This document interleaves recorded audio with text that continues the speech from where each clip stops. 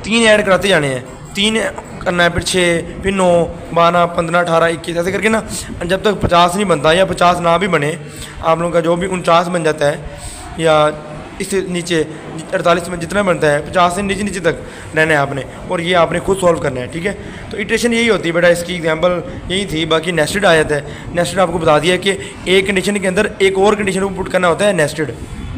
बाकी नेस्टेड की एग्जांपल भी ये देखें, आपको ये पिछले लेक्चर में बता दी गई है कि ये ABC 3 वैल्यू हैं। अब A और B और C ये तीनों में रिलेशन बताना है कि A ग्रेटर है B से, अगर हाँ तो A को प्रिंट करा दो, अदरवाइज C, बल्कि A और C का कनेक्शन है ना।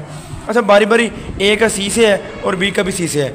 अगर A ग्रेटर है तो A प्रिंट करा दो, अदरवाइज C करा दो। अगर B का जब C से कनेक्शन होगा, अगर B प्रिंट है आपकी ग्रेटर वैल्यू तो B को प्रिंट कराओ, अदरवाइज C को करवाओ। तो ये देखो हम ना C के अंदर दोनों वैल्यू रख रहे हैं ना, A को भी और B को भी, तो ये हो जाएगा nested.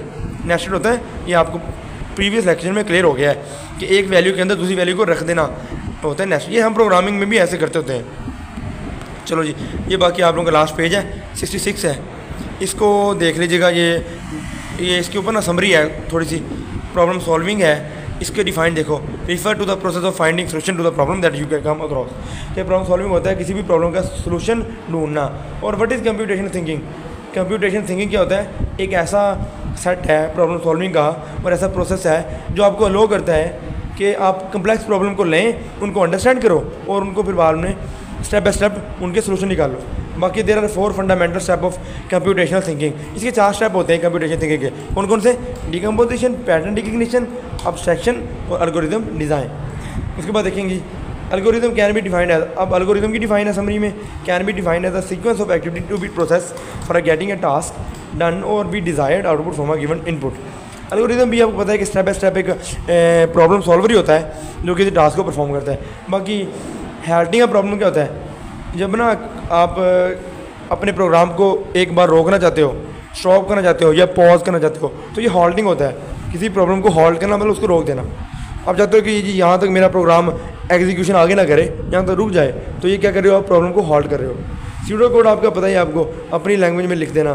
Can be viewed as a collection of well organize idea for solving issues, it is an informal way. अच्छा, ये ना कोई फॉर्मल वे नहीं होती। फॉर्मल वे आपको पता है कि कोडिंग होती है, जो हम C लैंग्वेज जैसे नहीं होती, पाइथन C लैंग्वेज होगी आपकी, जावास्क्रिप्ट, ये इनकी अपनी लैंग्वेज जो है होगी ना, इन लैंग्वेज की ये होगी कोडिंग। लेकिन सीडो कोड हमारी अपनी लैंग्वेज होती है। इन्हीं ही लैंग्वेजों में का जो है ना कोडिंग, उनको अपनी लैंग्वेज में लिखना सीडो कोड होता है। चलो यही था बेटा, ये आपका जो चैप्टर है वो कंप्लीट है।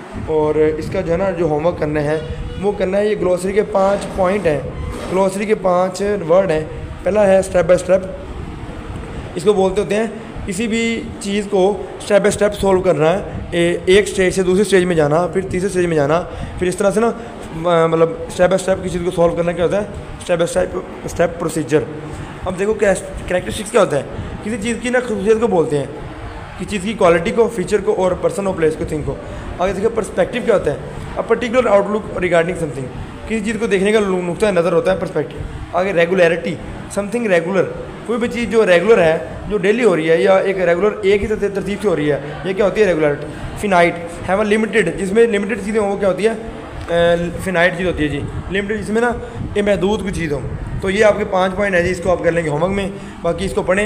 ये जो है इटरेशन की एग्जांपल करें जी, जो मैंने आपको दी है, रिमाइंड करा रहा हूँ। आई रिमाइंड कि वो जो 50 तक ना 3 के जो है उसको इजाफा करते जाएं। 3 ले लें, फिर 6, फिर 9, 12, 15। और इटरेशन का जो है वो ये एक आपने खुद सॉल्व करना है। बाकी होमवर्क में ये 5 ग्लोसरी के पॉइंट हैं जी। ठीक है बेटा, यही है आज का काम।